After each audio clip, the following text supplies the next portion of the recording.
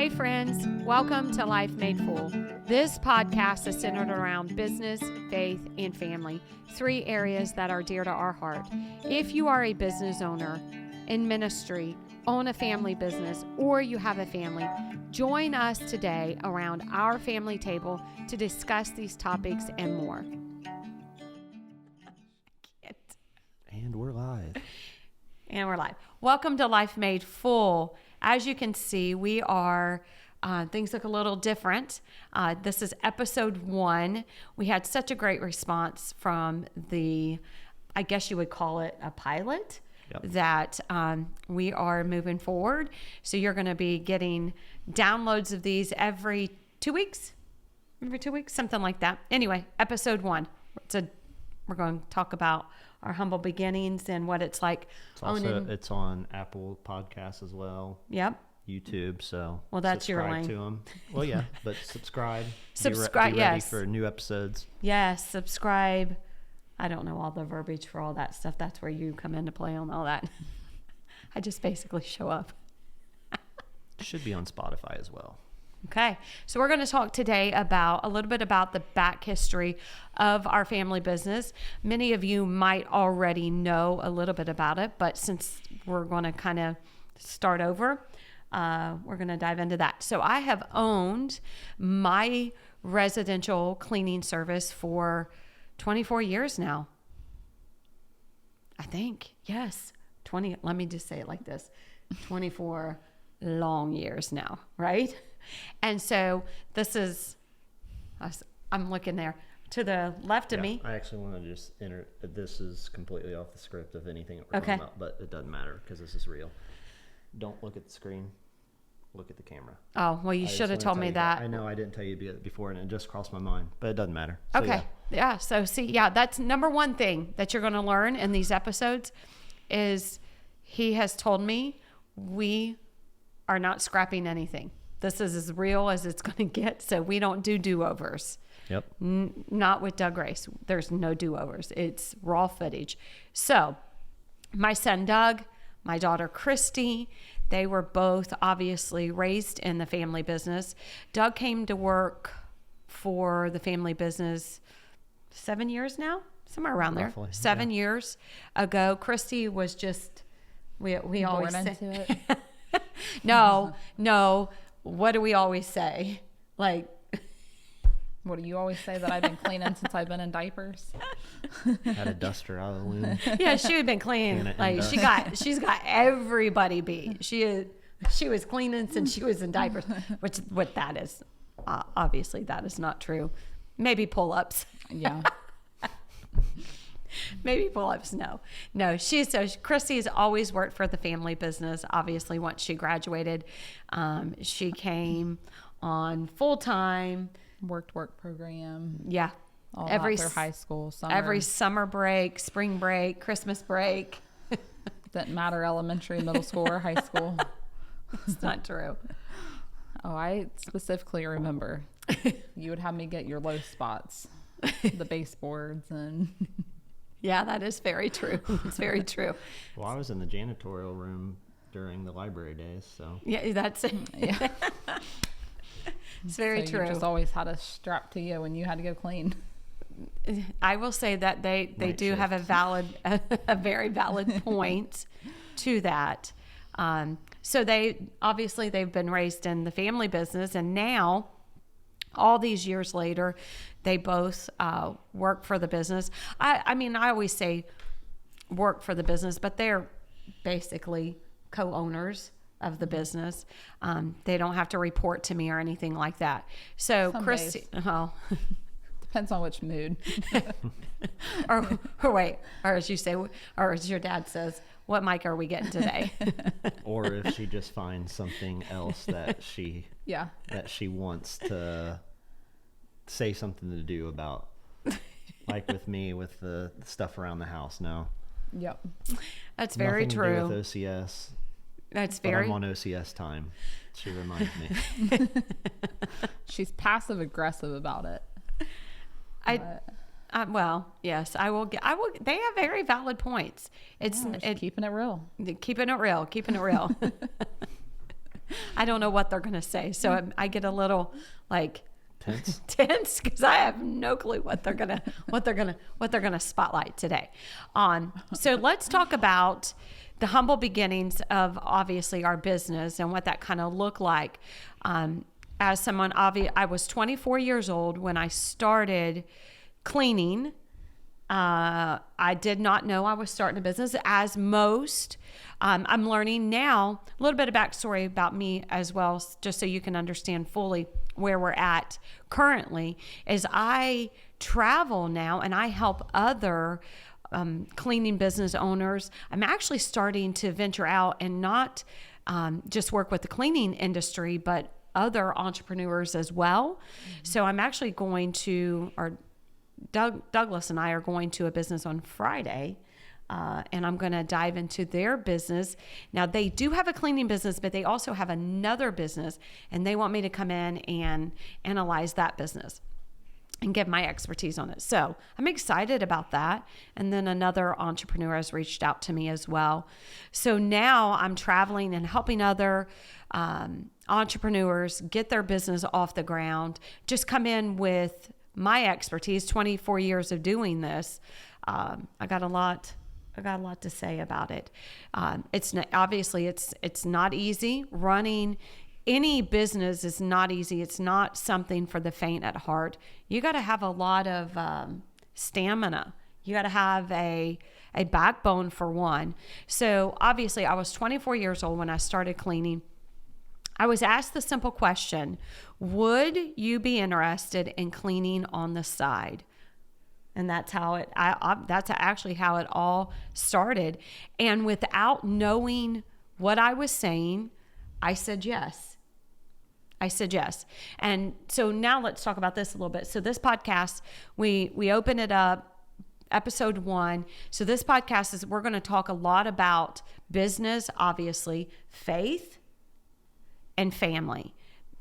So I wanted to give that 100% insert right there because that's what I was about to say. So I said yes to something I didn't really know what I was saying yes to. Mm-hmm. And,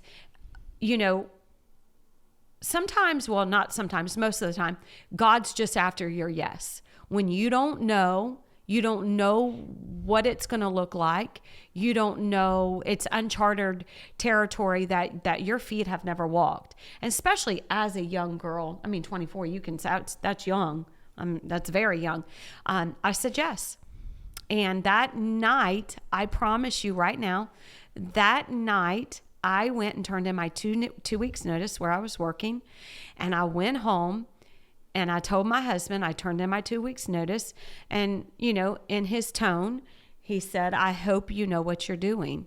Obviously, Did you say what you were doing? Did you say that you were waitressing?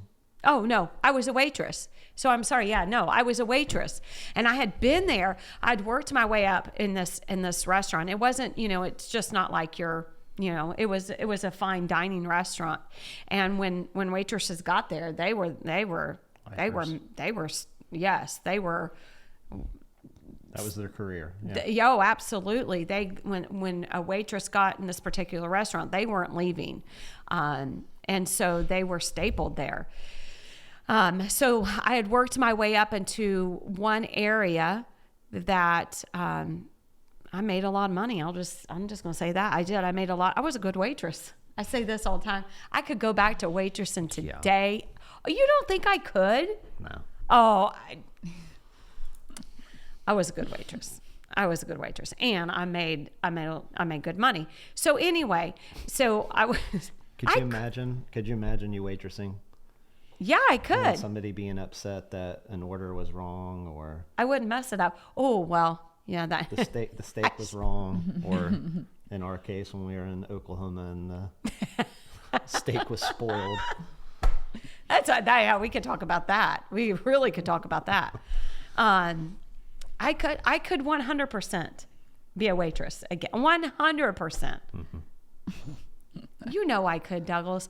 That's kind of like something like, once they say, what's the saying? Like, once you learn it, you can't unlearn it.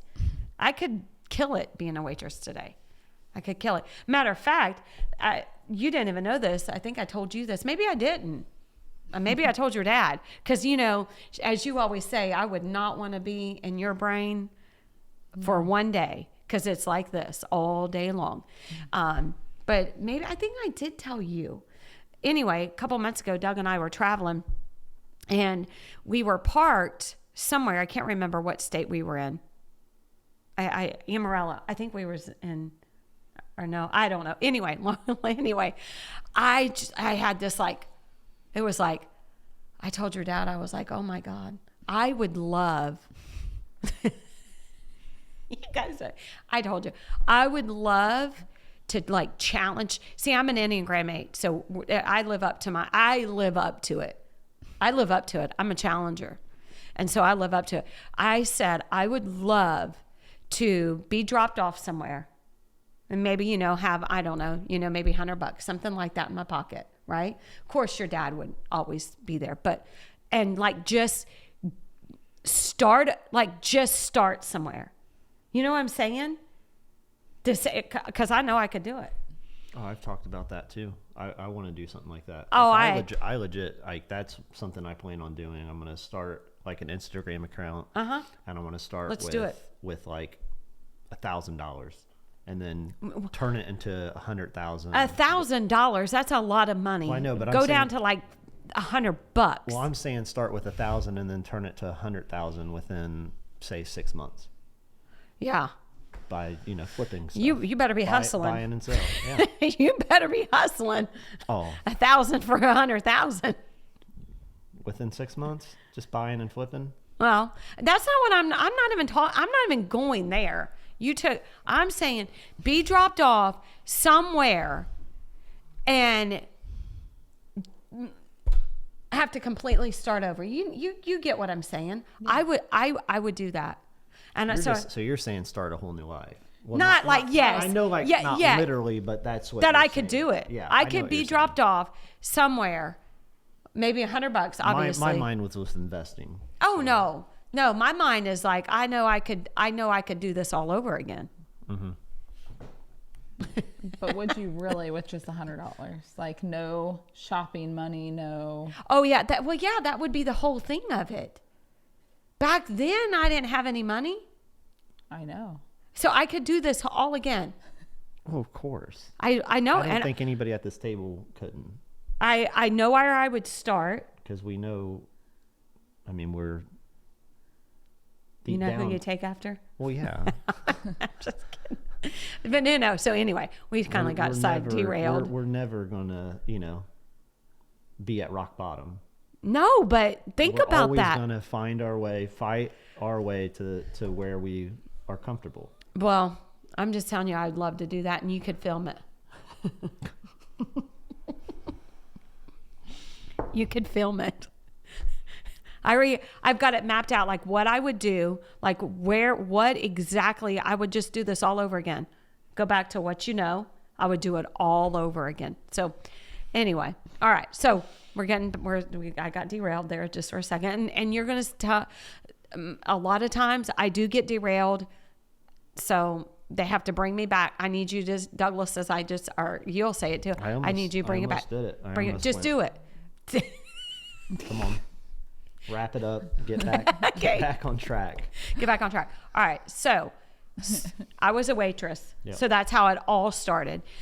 I said yes before I even knew I was saying yes. And that's pretty much the sum of it. I went home that night, told my husband, I turned in my 2 weeks notice, and in his tone, like when I say in his tone, he said, I hope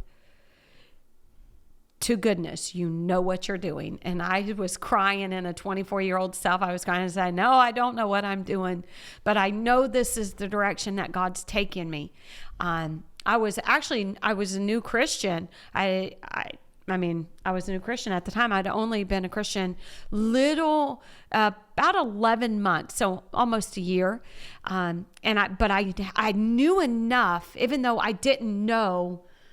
I was just a babe, in Christ. I knew enough to know that was the direction I was supposed to go. So fast forward 24 years, here we are. Now we have multiple locations. Christy runs the main location, and then Doug's wife, Alicia, which you'll hear us talking a lot about Alicia. She's my bonus daughter. I've been thinking about her so much. She is literally my bonus daughter. She feels just like my daughter. And so she runs our Columbus location, and obviously Doug, he does all our marketing. He makes everything.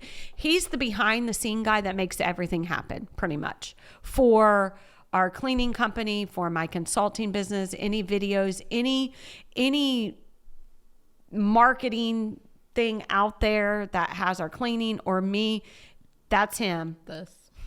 This is all him. All he does is come to me and say, I need this. Give me the credit card. And what do I say?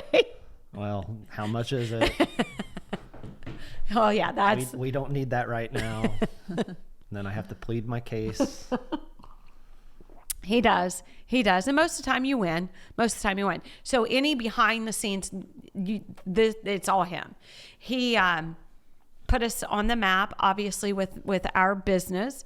You'll plateau out in any business at all. You're going to plateau, which we'll dive into more of that as the episodes go. We'll dive into, the business, the guts of it, and all of that. But today we'll just kind of give you a glimpse of our personalities and who we are. And then, so any behind the scenes, it's this guy to my left. And then obviously Christy is the glue, literally that, you do it all in our main location, which is obviously the core. It's the core. So her literally to the right of me, she keeps everything together so that I can do what I do. Without her, I could not do any of this without her. So it's because of her that I'm able to travel and help other business owners and help them. And it's because of Christy. So tell us a little bit about what it's like being in the family business. If you could help, obviously we hope there's that question. Yeah. There it is. Oh wait, okay. She has an ideal. let me wanting me to. let me backpedal a little bit on that. So tell me, what I know. Okay, what keeps you in the family business instead of, because I know without a doubt that there's so much greatness inside of you. Obviously, I know you were going to be a hairstylist, a cosmetologist, all of those things. And I've told you pursue that pursue it. But what holds you to our family business? The freedom. Yes. Let's talk about that. Yeah. I've used descriptions before as that one thing, if you can give somebody something to keep them to stay, it's going to be freedom, because freedom is priceless. Amen. Freedom is what ultimately just keeps me 100%. I can arrange, my schedule, different things like that, and attend all of my kids' stuff. Yes. And that's very important to me. And so I would say that that's the biggest thing, is the freedom of it. And I love how you said that one time, which I actually took that to my coaching and applied that there, and helping other business owners with employees, because that's a whole nother realm, especially where we're at today in, this employee crisis, which it's not just here in Ohio. We're in Ohio, but this is nationwide. It's, the employee crisis, which is a whole nother, we had to navigate through 2020, which was a whole, we could probably spend all day talking about navigating our way through that. And then we come into 2021 and we think, okay, we're seeing some light now, but then things shift drastically with the employee shortage. And so that's been the main topic of a lot of business owners today. They ask me, how do you keep your employees? How do you retain them? Because we have our employees, we have long longevity of employees. We have some 10 years and 7 years and 5. And so in our industry, the average employee span is 3 months. That's 3 months. So with this employee crisis, the freedom, so that's what we try to highlight, is obviously offering that as well to your employees, is making sure that they know that, and Alicia knows, obviously, with the Columbus crew, that we may not be able to offer XXX, but what we can offer you is freedom, and you cannot put a price tag on that. And by that, you want to explain a little bit about what that, the freedom, what you mean by that, not necessarily in your life, but in your employees. Yeah. I just, honestly, it's taking it back to elementary and just treating people how you want to be treated, I think. And that's what I kind of focus on with them is, I want them to equally feel like their kids are just as important as my kids. I don't want it to be like, well, my kids are more important, so I'm going to make sure I attend everything, but you can't attend the important things. And so we just really focus on that. So if one of our girls comes to us and says, my kid has a program that I need to be at, I'm like, of course, absolutely, you have to attend that. To where they know stuff like that. Or we have one employee right now that their husband's going through cancer and chemo. Yes. And stuff like that. I'm like, yes, 100% you have to be there, even if it's weekly treatments that you need to be with him. Of course, we're always going to put their family first, just like how we would put our family first. When I grow up, I want to be just like Chrissy Jones.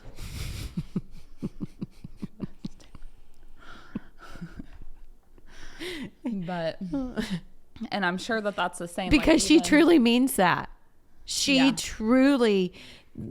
not just saying that. Because sometimes she'll even say to me, like, no, even though it might hurt us as a company, she has said, I am going to 100% make sure that she is available to be there with her husband the same way that I would want to be there for mine. So when she says that she looks at their family as first, she truly means that. And I believe that is why that we have retained our employees because of that. And Alicia's the same exact way with the Columbus crew. It's so important for them to. I wanted to interject or kind of. I think it goes beyond just the freedom and flexibility that we give them, because there's also to me that what I've seen is like the generous part of it. Yes. Like when we've had employees that, we've noticed, they're missing things, and we asked them about, maybe their eye care, and then we've bought them glasses, just because they couldn't afford it, and just things of that nature. Like it stretches out to even further beyond just that. It's also that aspect of it as well. And very true. Very true. And that all, obviously they ask me, I still oversee the business, but I'm not in the day-to-day, grind of it per se. You'll ask me things, but for the most part, it's on them. And when I say them, when I address and when I say them, it's Chrissy and Malachi, because Malachi also works for the business. And he does all of our accounting, our bookkeeping. He's kind of the finance part, and he does a phenomenal job. Which, can I talk about what we're about to launch in January? Am I allowed to talk about that yet, or no? Should that be like a I would probably wait. Okay, never mind. We don't want to give anybody any ideas. Okay, yeah, go. Okay. We don't want any ideas getting out yes, there. You're right. So when I say them, please know I'm talking about the family as a whole. I don't want to feel like I'm leaving anybody out. But so they just come to me. So anything in our company it's them. They just come to me and say, is this okay? For the most part. And I say, yeah, do whatever, what you're doing's working. So just keep doing that. Just keep doing that. Right. So the freedom part, but I loved when you said that, Christy, because, so many times, especially, our industry, it's already a beast in itself. We all know that it's a beast. And so finding that place with your employees is vital, which I believe too, with our employees, we're able to do more because they are so consistent, because they've been with us for so long that, obviously they learn, they know the routine, they know everything. So, they've gained this momentum. It's kind of just in life in general, once you gain momentum, it's unreal what can be accomplished once you just gain that momentum. So I believe that's what's happened with our employees, and giving them that freedom is a huge part of it as well. Oh yeah, absolutely. Yeah. So which brought me to, because when you were talking about, your kids being available for your kids, my grandkids, tell us a little bit about what's going to be happening in about 30 days. Is it about 30 days? Yep. 33 today. we're on the final countdown now instead of weeks. Yeah, it's the final countdown. But yeah, we're having a third it's a little girl, but I have a boy, and then I was about to say a third little girl, but I do have a boy. So I have a girl, boy, and then now another little girl. Third child. Yeah, there we go. A third child. Wait, what did you say? A third boy? I don't think so. Or no, you she said third girl, but she was meaning third child. I know. Yeah, because I was. What do you think? What do you think? Because where my mind just went. If you have another one, it's probably going to be a girl. 3 girls. I told Malachi that. I was like, I don't know what you're going to do if that happens. That's just my mind, how it thinks. Yep. I told him, and he said he's not ready for a 3 girls. 3 girls. Yeah. He's like, they worry me when they get older. Just their heart's getting broken. Yeah. Different things like that. Well, a little girl, they're just so sensitive. Yep. They're just very sensitive. So yeah, so we're expecting our 5th, it's going to be Doug and I, our 5th grandbaby, and it's a little girl. Yep. So over the next couple episodes, you'll probably see her on maybe 1 or 2 more. So if you don't see her, that's why. Yep. She's going to be having her little baby girl. Yeah. All right. And Doug has 2 boys. I call them the race boys, Justice and Jackson. And so tell us, Douglas, a little bit about, you coming into the business 7 years ago, and tell us a little bit about that, and like what you thought it was going to be versus what it was. Well, I mean, it was just completely different than what I thought. One was go way back. Well, one was the industry in general. Yeah. I've said it 1,000 times. Yes. It's so outdated. It still is. I mean, even all the way up the chain, if you follow anything in the cleaning industry, it's just completely outdated from what today's age is. So hopefully we not us. Nope, we're definitely not. And he keeps us very relevant. And that's helped. 100%. Yes. But then when you look at the aspect of the business owner that I came to work for, and me being an 8 and you being an 8. Yeah, he's an Enneagram 8. Christy's actually an Enneagram 6. So, I mean, there was just times where we were arguing and we didn't even know what we were arguing about. Yeah, we still do. What's that? The one, what he says, that an 8 can argue in an empty room. Oh yeah. He'll argue with the drywall. Yeah. That's them too. It is. Because, well, I mean, it's not that we don't, when I was working what I was doing before, doing the granite, we talked a lot every day, and I was always up to date on the business. I was up to date I remember when I was working there and you were getting your first time on the news. Yes. so you were doing that, and you were so nervous. We were talking, but then I come on this other side, then I was kind of just, I don't know, being a son. We were just talking. Yeah, absolutely. And then you come into this, and you're the business owner. So the mom hat comes off, the son hat comes off. Yeah, oh yes. But we didn't know how to do that at all. We really didn't. So it was. But how could you? How could you? No, I mean, it was impossible to come into that, but we learned. And we're still, obviously we are still learning. We learned boundaries, which that was a very, very big thing that I had to learn, and I will own that. I will take ownership of that 100%. I'm still learning the boundaries because I was just going to say, plus when I came on, I didn't think I was going to be cleaning. I did make him go out and clean. Listen, I felt like this. If he was going to come into this industry, he was going to know what it was like. Like, I wanted you to know what it was like. And so you were like, I don't need to know. But you did. But aren't you glad? Looking back, now let's be for real. Looking back, aren't you glad? There was nothing to be glad about when I was doing that. I was going to say, do you really want his honest answer? Yes, I do. So looking back, you would rather, like today, looking back, not have that experience. I don't know.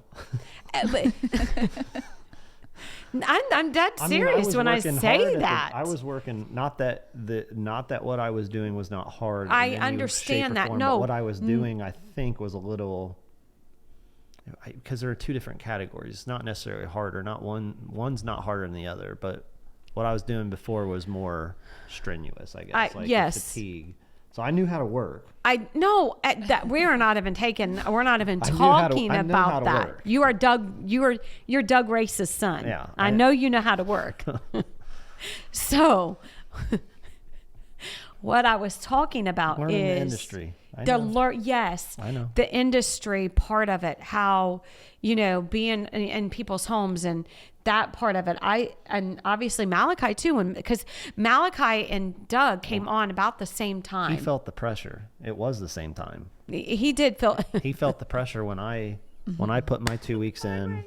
When Wait I put a my second. 2 weeks in at Sims, because he wasn't supposed to come on for a few more months. It was supposed to kind of like pan out to see, one, you guys were taking on 2 more on the payroll. Yep. That was way out, because that's been 7 years ago. But wait a minute. So my mind instantly just went to Malachi, because Malachi's an Enneagram 9. So he is a peacemaker. And so he married into this family. And so he instantly, when Douglas and I are in a room together, probably not as much today, because he could be a 9 with a heavy wing 8. He swears that he's not. He says he's a 1 now. He doesn't. We just had this conversation right before I came up here. He doesn't believe in the Enneagram.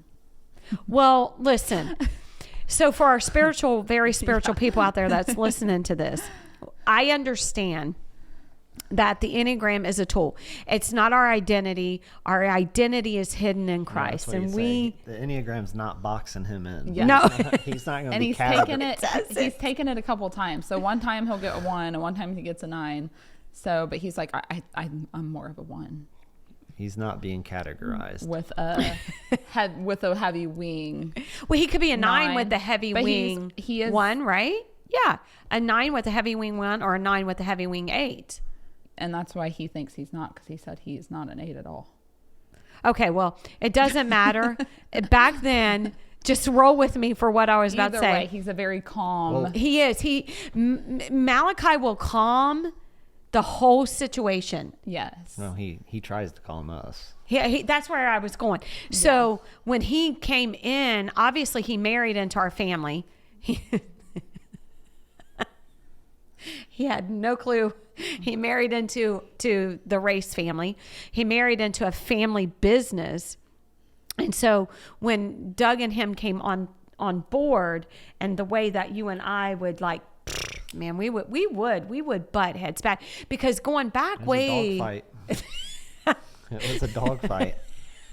It was all who was going to be in control that day. It was. Every morning. And so it really was. Because you came in thinking you're changing this, and this. And I was like over on this side saying, no, you're not changing. No, we're old school. We're pencil and paper. You're not changing what I have it's worked. All in my head. I got us this far. That's, and obviously looking back, I give you full credit. You know that now, but you coming into the business, I was like basically, who do you think you are coming in here trying to tell me to change my business? Or, it wasn't like you was trying to come in and like change. You were just more trying to bring the tech side of it in. Oh yeah. That millennial. I didn't think you had a computer in the office. Yes, I did. You'll learn him. He's over exaggerating a little bit. I don't know what you used it for though. Well, but anyway, you taught Alicia your ways. Yeah, they didn't even use it. No, we had big calendars. No, we did have a program. We did. I probably am not allowed to say it. Probably shouldn't. Yeah, but we did. But I didn't. Yeah, I still had everything. Like I needed to see it visually. I want to see it. So anyway, I want to get to where I was going. I'm just saying. To bring me back. You guys had so many. Yeah, I know, but when you think about it, you had so many clients at that time. I know. You had to buy this like jumbo calendar. Yeah, they were like the big desk ones. Like a jumbo calendar, and then you had to write as small as possible. That way you could fit everybody on that schedule and see it. And then Alicia but it was her handwriting. Yeah, and then Alicia had another step program. So first she would write out like the monthlies, the weeklies, and if they were on like week A or week B, and then it would get transferred to that. And then she had she had like 3 calendars going on, Alicia did. And I swear it's because of Mom taught her that this is how we do it. This is how we do it. Because then when I started really using you need to put that in there at that time. When I started really using a software for scheduling, because I'm like, we're too big to not do this. Then I was like showing Alicia, and I remember she's just like, oh my God. Listen, okay. Stressed out when I walked in like my first day, and I just see pencil and like little tiny scribbles all over. That's when I had to learn. Okay. White out. I had to learn to delegate. That's when I hit that wall, which we'll talk more about that. No, because you took offense to it. You thought that I was dogging like what you built, and it wasn't like that. Mm-hmm. Do you know your tone sometimes? Well, I'm just saying that's what you. But yeah. Or your aggressiveness. I went in there and I immediately saw an issue, and I had a solution. Like I already knew it. Like. This is an issue, and this can be so easy to fix and make everybody's life easier. Yes, but that's probably not what you said. Probably not, but... You probably said, what the heck are you guys doing? Yes. Or we're changing this right now. It was probably like that, no, we're not, no. This is getting changed right now, and there's nothing you're doing about it. And so you don't, back then, that's no, it's not. And actually... So one of my coaching groups, because that's another thing, I have 3 coaching groups outside of traveling and working one-on-one, is I have coaching groups. And that is actually, I put in a 7-day devotional kind of thing I did for them. And actually, I talk about this very thing in one of those, and it's called The Dead Horse. And it was something that you had brought to me that we were changing, and I said, no, we're not. I flat told you, no, we're not changing that. It might have been the logo. A few things, so it's hard to... It might have been when you said, okay, we're going to rebrand, we're not taking away what you create, because I created my logo. It's a good logo. And so... Obviously, when you said, it was a great logo in the 90s. Okay. All right. So when you said, I remember that like it was yesterday, and I was like, no, we're not. Can you not see that is what are you looking at? That is a great logo. And you said, I'm not wanting to take it away. I'm just wanting to rebrand it, bring it up to date, modernize it. Yeah. Yeah. But So what did I do? I walked out of your office. No, you told no. I said no. It was like, no, you're not doing it. And then, yeah, you walked out. I walked out, but then I came back. But I did. I came back. Did I already have it ready? Yes. Oh, okay. I came because when you wanted me to, you was like, just look at it. I'm like, no, I'm no. So then I came back in your office. Yeah, I don't even think I was there though. I think it was just pulled up and I had it on the screen. I don't even think I was in the room.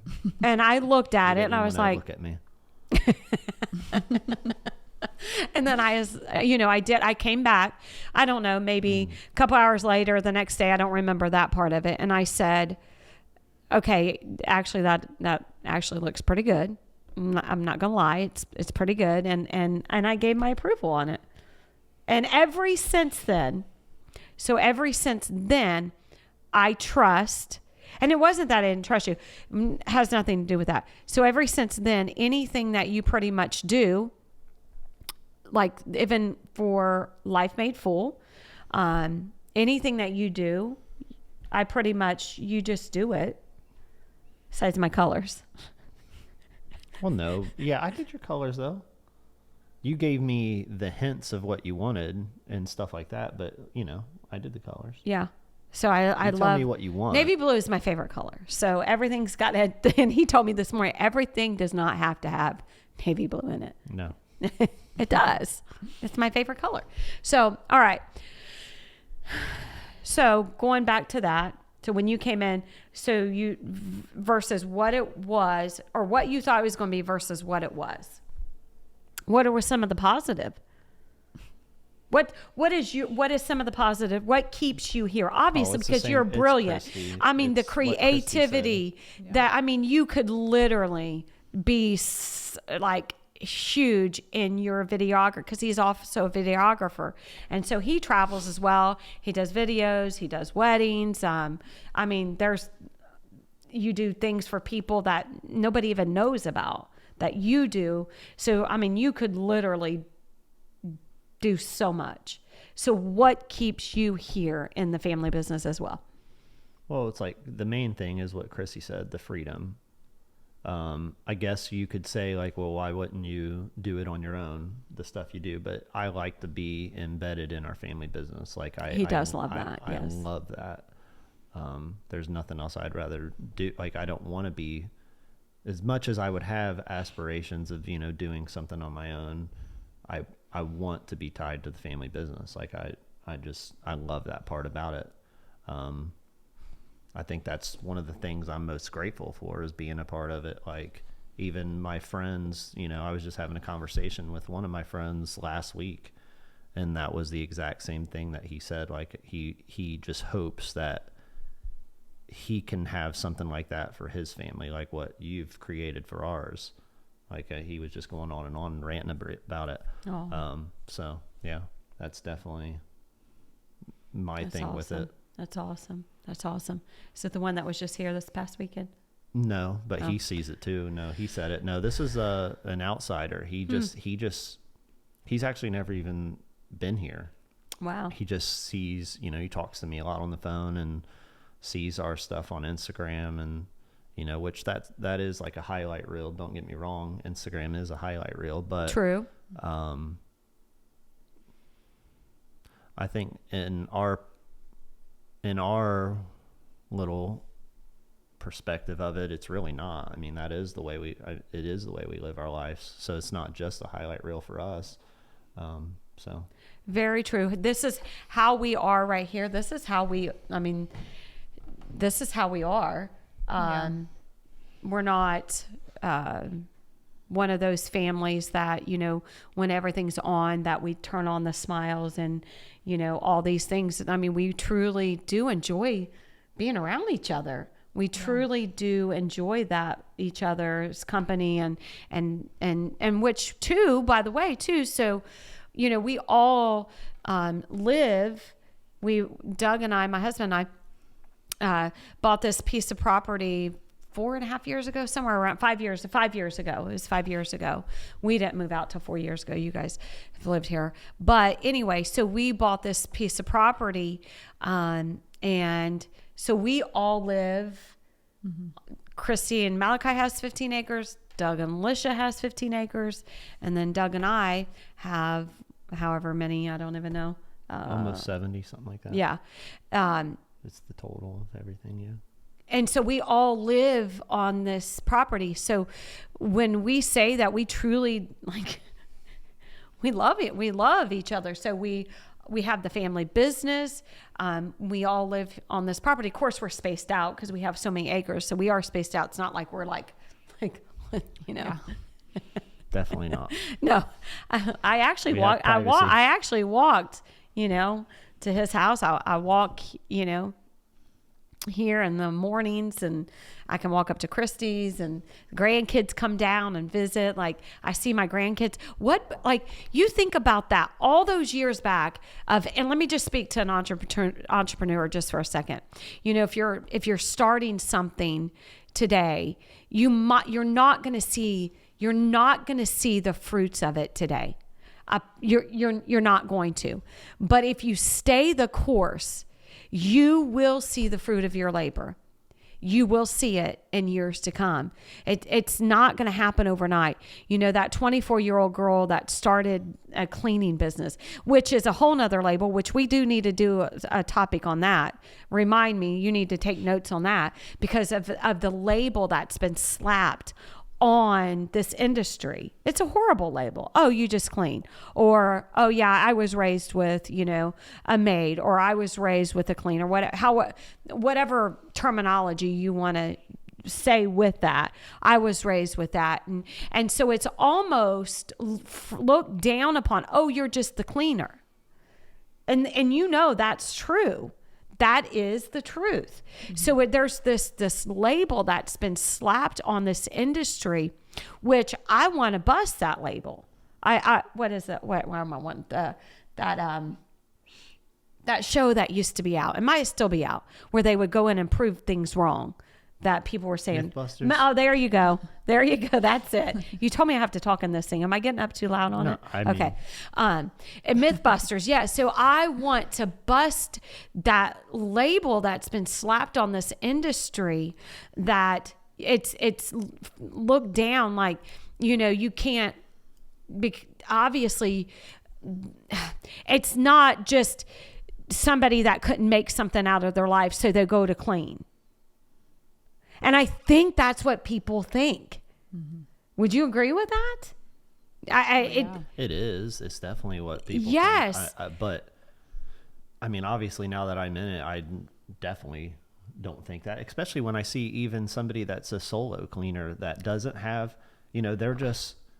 when I see a solo cleaner that's cleaning people's houses, and that's, they don't have any employees. You're thinking they're making the money. Yeah. I'm thinking about how much money they're making. And I'm sitting there thinking they're 100% comfortable. I can't imagine, they've got it going on. Yes, absolutely. Yeah. Because they don't have the stress of the employees. They don't have the stress. They don't have the overhead, the payroll, the taxes, everything that goes with actually being a company. Because there's a lot to that. It's not just, oh, you decide to open up a cleaning business. No.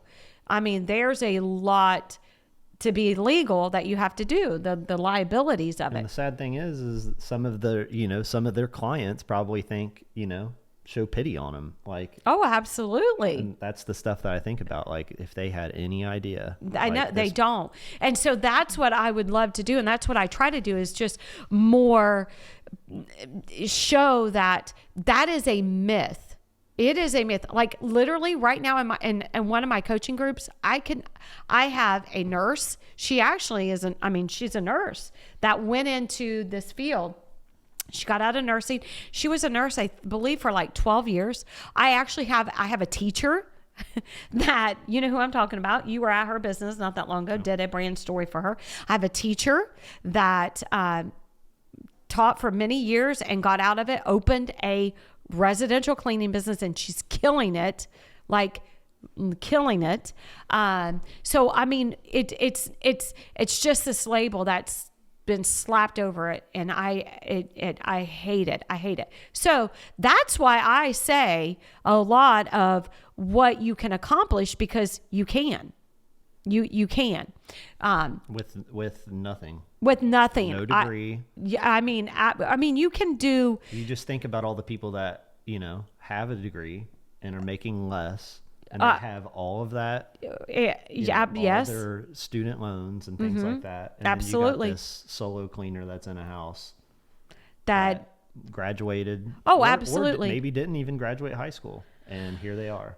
Here they are. Absolutely. So the average, literally a solo cleaner, 100%, because I was a solo cleaner. I was a solo cleaner for many years before I ever hired anybody. I mean, that didn't come until I said to myself, okay, I'm not going to be able, either I'm going to have to hire somebody, which is a whole nother realm. I'm going to have to hire somebody, or I'm just going to keep going the way I am. So now, I had to come to this point. Go ahead. I just want to, because we are hyping it up. I mean, there is a lot there. What I was saying is like because there may be some solo cleaners that end up listening. They're sitting there thinking they're not making that much. That's where I was going on what I was making as a solo. Well, what I was going to say is, you do have to be financially smart, of course. Because that goes hand in hand with that. Well, yeah. If you're financially smart and you play the cards right, you're going to make a lot. Well, absolutely. And if you're pricing correctly, which... Not going in debt for 1,000 different... Oh, yeah. 1,000 different things. So you have the top of the line vacuum cleaner and the top of the line vehicle. No. I started with nothing. But what I was going to say is, just somebody out cleaning, that's doing it the right way. You got to do it the right way and the smart way. But I mean, easily $100,000 a year, without a doubt, by yourself. Mm-hmm. So you think about that. You start thinking about, man, if I expand, start hiring employees. So you just do the math, and we'll dive into that more as we progress into the episodes. We'll dive more into that part of it. So, but anyway, yeah. So the myth on it that it's, you just clean. No, it's so much more than that. It's so much more. And that's why I'm so passionate about it. I'm so passionate to help not necessarily just our industry, but just entrepreneurs in general, that you're not going to see the fruit of the labor overnight. That doesn't happen. That in some fairy world it does, and somebody who just wants to blow smoke, which there's a lot of that out there, and you got to learn to see, beyond. Like you got to learn. They're just blowing smoke your way. That's not truth. So, but in years to come, you will see the fruit of the labor, and that's what we're seeing now. Mm-hmm. We're seeing all of our hard work, and I say our hard work, because I would be crazy to think I've done this alone. I haven't done this alone. Mm-hmm. That was your coffee pot. Yeah. I haven't done this alone. So it takes, what is the old saying with raising your kids? It takes a village. It takes a village, mm-hmm. right? It's not just you. It's teachers pouring into your kids, and coaches pouring into justice, and pastors. Oh yes, which we have a phenomenal pastor, which he preached such a good message yesterday. Mm-hmm. I sat there yesterday. I don't know if you guys saw it, but yesterday, I'm not even kidding. I sat up in that because I'm on the prayer team. And he said something, which I won't go into what he said, but I sat there and I was a sobbing mess, because it literally on my way to church yesterday, I said verbatim something that our pastor said when he was preaching. And I was like, that's just how God works. God is so magnificent in dropping things to let you know, yes, you're in tune. I hear you. I see you. Mm-hmm. And so we have a phenomenal pastor. But anyway, so it takes all of us which is another thing that we all attend the same church to. Oh yeah, we all attend the same church. Just another another reason, another way to prove how much we thoroughly enjoy each other. Not only, obviously, you guys have to love me as your mother, but I believe that y'all love me as a friend. Mm-hmm. I don't think you just look at me like I'm your mother. I think you really enjoy my company as a friend. So yeah. We all really do. And we've talked about that before too, is just how for whatever reason, it just feels like that God has some divine plan that our family has to like stay knitted, like no matter what decision that we're all making, yes. We pretty much make the next steps together. We really do. We don't take any steps without all of us being on board. If we were to take another step and let's say Doug was not on board, or Douglas, Doug's my husband, Douglas, but do you like me? I know you probably, it doesn't bother you me calling you Douglas, because I've always called you Douglas your whole life because of distinguishing between you and your dad. Doesn't matter to me. All right. So let's say Douglas came to us with a thought tomorrow. Mm-hmm. And you said, I think that this is the direction that, we're supposed to be going. If one of us was not on board with that, you wouldn't take it. As far as like with the family business or, Life Maid Full or anything like that, you would not take it. Mm-hmm. And I know that, and the same with you and the same about me, because, we feel like God's called us. And like you said, in just this divine. Yeah, it's very unique because you don't hear of families like ours very often. You really don't. Especially without it being a front, and it's really not a front. I mean, obviously, like we have arguments and everything else, but at the end of the day, we're always still on the same team. At 100%. And so in the beginnings, I can't tell you how many times that you said, I quit. I quit. And what I say, go ahead. Go ahead. Mm-hmm. And the next day, but in my heart and in your heart, I knew you would be there showing up at the office the next day. I mean, you haven't said that in years. No. But I mean, that's when we were like, oh yeah. When you were telling me to go clean, that was I'm not cleaning, but somehow I'd always end up in the back seat of the car. He would end up going. Yes, he would. So yes, no matter what, the disagreements, the arguments, we're on the same team. And we know that because one disruption would just completely run this whole thing. And we know that. And I think that we would be fearful of that. Yeah. Because we all have enough God inside of us to recognize this incredible gift that God has graciously just placed before us. Yeah. And like I've always said too, like it's unusual for spouses to get along with the family that much that they would literally move to go be neighbors with their in-laws. And I know that wasn't necessarily easy probably for either one of them, but no, they're obviously on the same team as well. And absolutely, it's just how it is. Yeah. We need to bring them on here and ask them if we can get them on here. Malachi will come on in a minute. Yeah. He don't care. Alicia, we'll get her on here one day. She might. She might come around. Just depends on what mood she's in, I guess. Just to ask them that question as far as with the family business, what has prompted them to say yes, because they had to say yes. Yeah. I never even looked at it like that. Yeah. Because they had to say yes to things that they really didn't know what it was going to look like or how it was going to play out, but they had to say yes, and how they gave God their yes. Mm-hmm. Because that's exactly what they done. Because had they not been on board, it would not. We wouldn't be sitting at this table today. No, it would look totally different. It would be. It would be. Oh, it would be. I can't even. I don't even want to. I don't even like to think about that. Mm-hmm. What it would look like. That's what, and it's so unusual. Like it's for them to be willing to. Like I said, and obviously I know they're all very grateful for everything. But of course, there is always, I'm sure, that hesitation because it's, like. Oh, of course. We're making a big decision moving, like, together. And it even sounds weird when you talk about it, Now that it does. Well, I'm saying like, but it's not like that. Like you look at our family and everybody, like we are close, but we are our own individuals. We have our own personalities. We have our own hobbies. Yeah. Like it's not like a weird, like culty type thing. Oh, well, of course not. No.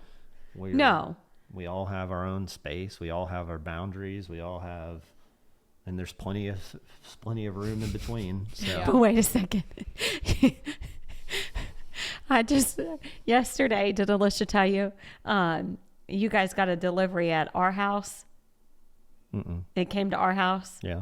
I opened it because I didn't pay any attention. It was the boys' socks. But anyway, so I walked back here and put it on your front door. And I'm leaving, and I was walking down. Bub and Lexi was walking with me. I was walking down the driveway and coming up this way, and here comes Alicia. And I told her, I said, I was just dropping off a package that came to my house. She's like, I know. I said, how'd you know? She's like, I heard you on the camera. She got a notification at the camera. So she said she looked at it, and I'm at the front door dropping the package off. I was like, oh, okay. Yeah. So just an example. Yeah, and when I say we do pretty much though see each other every day, I would say. I mean, we do. At least in passing. Yes, in passing, but it's not like, oh, like we gather every day. It's not anything like that. Micah's house every day. No. There's days that me and Douglas, I would have a family dinner. Yeah. Once a month. Maybe. And we have to, obviously. Like I said, like me and Douglas don't see each other every day, or me and Alicia. And of course we have to, or we probably would about get sick of each other and drive each other crazy. Yes. But we're also like, we hang out together. We do. With, our other friends, and we're all going to that concert, and you're keeping the kids. And all four of them. So we legit get along too. But yeah, of course you have to have those boundaries, or I'm sure it wouldn't work. It wouldn't be like that. No. No. So, all right. I want to say this real quick. I asked if it's okay if let me put my glasses on. I want to read something to some entrepreneurs real quick. And then we'll probably, I don't know. All right. Oh, I just lost it. What are we doing? No. No. Okay. Yeah, it's right here. I got it. Not you're just going to mess everything up. So I want to talk to some entrepreneurs real quick.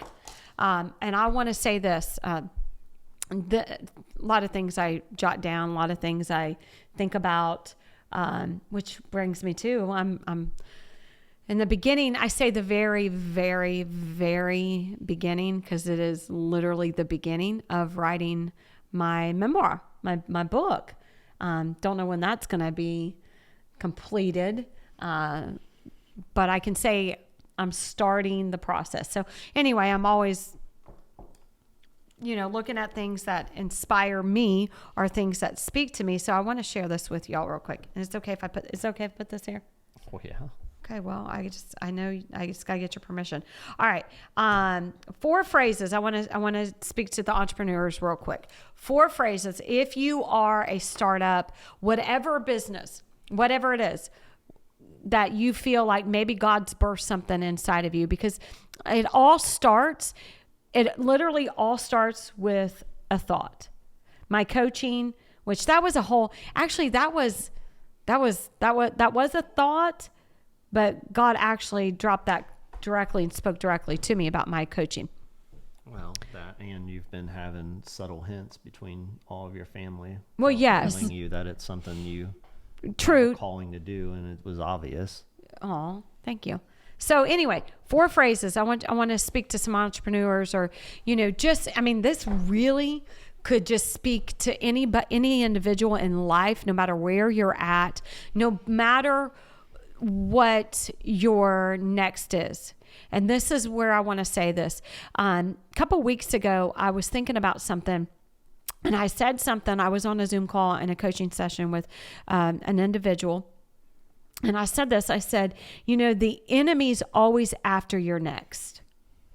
He's always literally after what's coming next down the pipeline for you, whether that is in business, whether that's in ministry, whether that's just in your life, your marriage, your kids' life, whatever it is, he's always after what's next.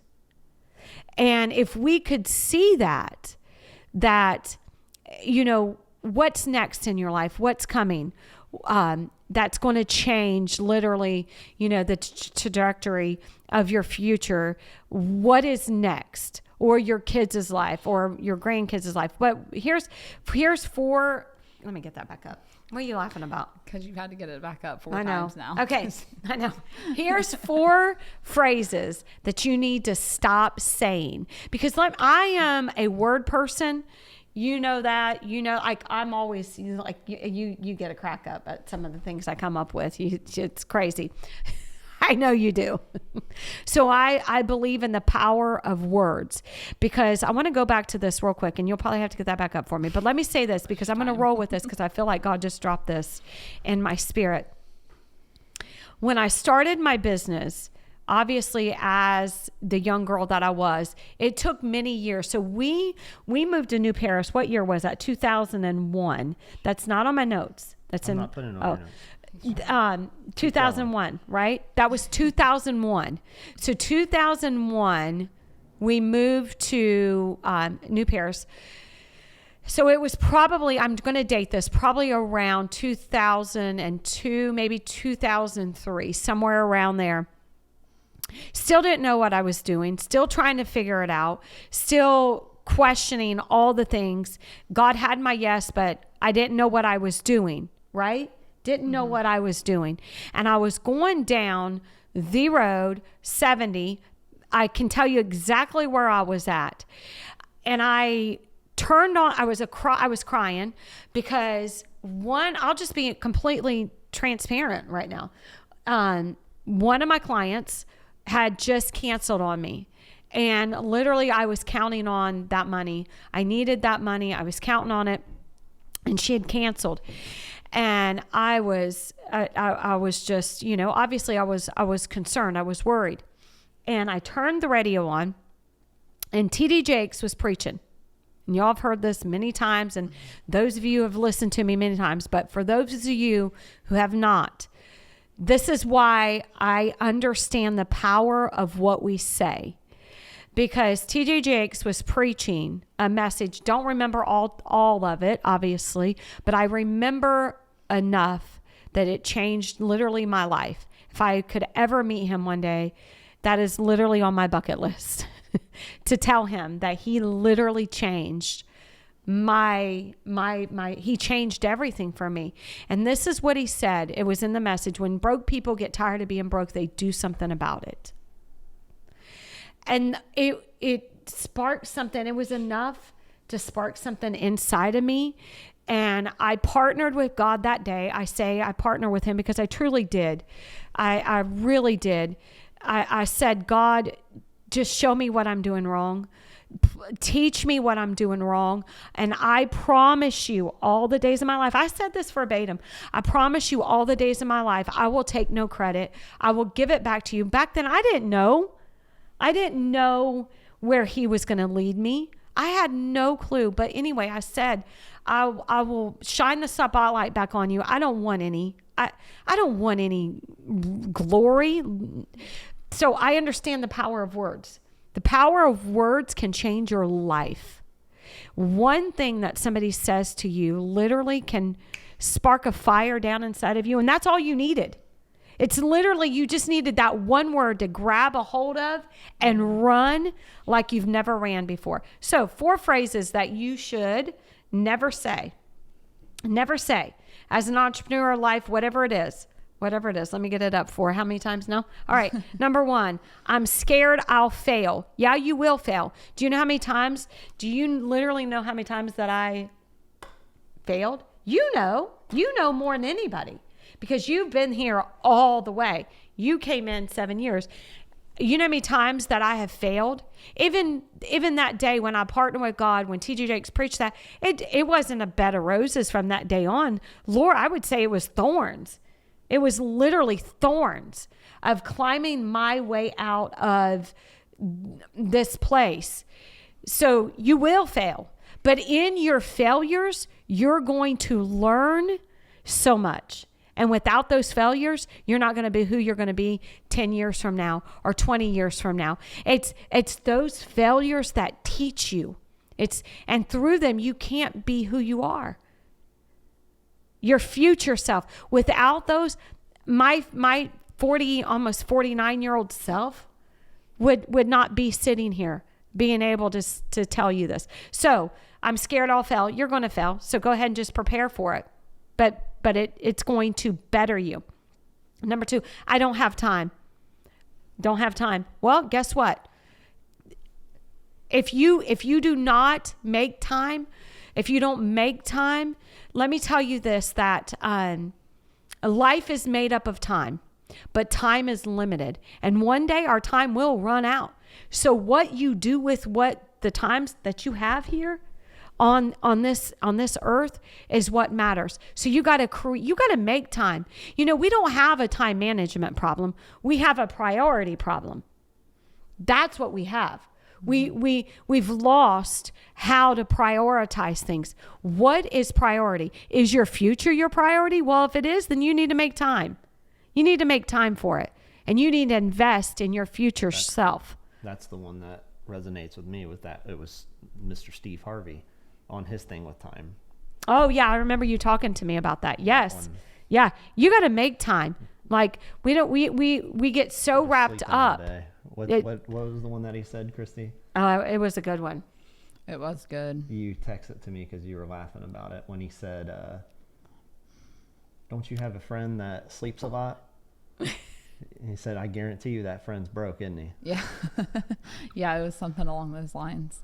It's true. Well, I think people like to say that they don't have time just to make themselves seem busy. That's a whole nother podcast. Because yes, and that is true. Because if we say, oh, I don't have time, I don't got time for that, I'm in meetings all day, they're back to back, blah, blah, blah, blah, blah, blah, blah, blah, blah. It makes us feel like we are successful.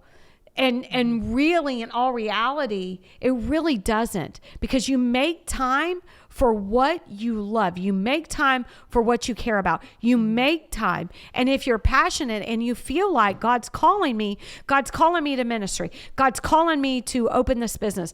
God's calling me to be a better parent. God's calling me, but I don't have time. I don't have time to invest. I don't have time to, read or, self-help books. Yeah, you do have time. You choose not to have it. Yeah. One of the biggest things that I think that you can do to really see how much time that you have is to put a timer on your phone to where you can put a timer. Yes. Like give yourself 30 minutes on social media versus hours that you lose and you don't even realize that you're losing.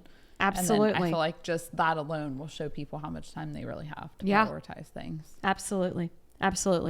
So remember, one day we're going to run out of time, and we're going to say, I'll never forget this. I read this one time, and I think he was like 85, 87 years old. And his daughter said that his final words, and this, it's powerful. And this is true. His final words was this: is it over already? He was like 85 or 87. And he said it felt like this: is it over already? And that's how we're going to be. Mm-hmm. No matter, so make time. You will. Number 3, I don't have enough money. I don't have the money. I don't have the money to start that thing. Well, guess what? I didn't either. I didn't have money to start, but I started. I didn't have money to do a lot of the things that we done, but you got to start somewhere, and you got to start where you're at. Stop thinking about the monetary of it. Think of the long term of it and start today. Start where you're at. No, you're not going to have all the fancy stuff that you're going to have in your future, right? But you got to start. You might not have enough money, but get creative. You've had to be creative. Yeah. I know you have. Oh, yeah. Because I said, no, we're not dropping $4,000. We're not going to do it. I know, and all your genius that you have up there, come up with a better way, because we're not going to drop $4,000. Sometimes that doesn't work. And I threw out $4,000 because that's on the table right now. Yeah. He's wanting something that's $4K. I'm like, well, nah. So I don't have enough money. Make that one appear out. I know you can't, but and some of your very successful people that you look up to, or have all these different things, most of the time when they talk about their beginning, they had nothing. Well, yes. And so that's I mean, just not an excuse. It's not. And let me tell you one thing. Well, you can go ahead. Sorry. Well, I was just going to say, your excuses become your alibi. It really, your excuses become your alibi. We can think about excuse after excuse after excuse after excuse why we shouldn't do the next.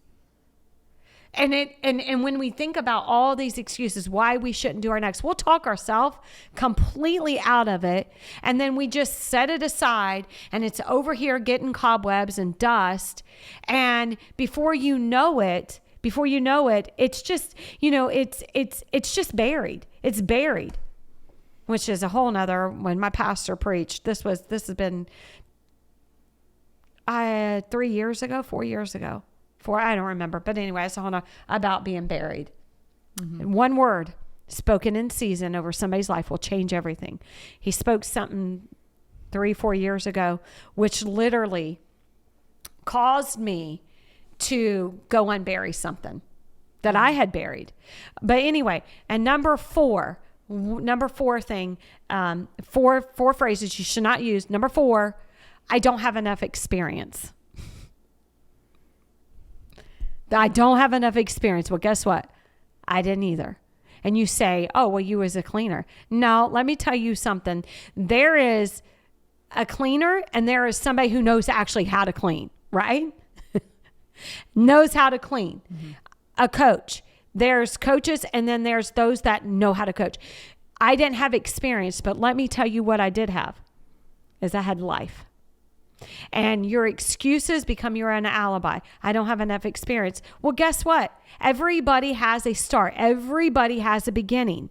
Every single person, successful person that you meet in your life had a beginning. They didn't have the experience at the jump. They didn't. But you gain that experience. But what you do is you have life experience. And life experience literally equals so much. You said that one time about just having life experience at the jump. You have that. And if you have that, especially if you've been down in the trenches and you've been down in the gutters, let me tell you something. Somebody who's been down in the trenches and in the gutters, put them on my team any day of the week because they've got some experience, because they got some life behind them. Yeah, I was going to say, I think it... Man, you guys feel like I got so passionate there. I was very passionate. It goes further than just, because I know that people get hung up on degrees and college degrees and different things like that. Which is great. Well, yeah. Yeah, you need them. But the world needs them. Yes. But also, it's about who you surround yourself with. Mm-hmm. I mean, because they can teach you so much. We had just went to that conference, and that's what she was saying. A very successful person, and that's what she was saying is... But she surrounded herself with people who knew about these different industries. That's right. And that's how she learned. That's right. That's right. Actually, we did. We went to a network conference / meeting, and this successful woman actually was a cleaner. And that's why I connected with her so well in her story, because she started cleaning at 15 and she cleaned for till she was 25. So, wait a second. No, I think it was till she was 30, somewhere around there. Anyway, she's no longer cleaning. She has all these franchises. I mean, a completely different industry altogether. But anyway, she's very successful, very successful. But let me tell you this. So and we're going to close with that, if that's okay. And she still loves to clean. Yeah. And I knew it when I'm sitting there watching her, because I actually talked to her. We talked to her for a good while. She gave me her phone number too. She's like, no, text me. I'm like, okay, we can be friends. I'm cool with that. anyway, when she was telling her story, she actually was hosting an author, which that's actually why I went, because of, learning. Obviously, I'm writing my book and that kind of stuff. I thought, well, I get a bonus. I get to meet her and her. So, but when she was sharing her story, when she was talking about it, I thought she was about to get up. When she was talking about it, she didn't have the degree. She don't have a degree. Mm-hmm. But I would listen to her any day of the week because she literally drawed me in, just because I could tell she had so much life experience. Mm-hmm. Just so much life experience. Well, you can have all the education, mm-hmm. you can have all the money, mm-hmm. you can have all the time, mm-hmm. but if you don't have that mindset when you go into it, you're not going to get anywhere. Nope. It's all about the mindset, because 80%'s mindset. You can have these people that have none of that stuff, but they're hustlers. Yeah. 80% is mindset, 20% skill. So it is your mindset. Mm-hmm. And so, all right. So those are 4 phrases you should mm-hmm. never, ever, ever use. 4. So, all right. It's been good. Good talk. Yep. Good talk. All right. So we will say, we should come up with an ending like we say every time. Yeah. You work on that. Closing time. Closing time. What is it? Oh, yes, we should. Yeah, that's good. I don't know if YouTube will allow it. Oh, yeah. All right. So don't forget to subscribe. Tune in. Like our Facebook page, Life Maid Full. Obviously, our Instagram. Go like our Instagram. It's Life Maid Full. Life Maid Full. And YouTube. Subscribe, and like and comment. Leave us some comments. I hear, obviously, I know Google, which we didn't talk about Google, but we'll talk about that another time. Today's the 23rd birthday. It's their birthday. It's your birthday. Google did a lot for our business. Google did 100%. But now, Google wasn't what it is today when I was building the business. Mm-mm. When it was not. So. But what I was going to say is, they can leave comments and we can check them. If there's any questions or anything, we can answer them on the next podcast. Absolutely. Yes. Give us some questions. What would you like to know about? Leave us some comments. We'd love to answer. Obviously, I think we're going to do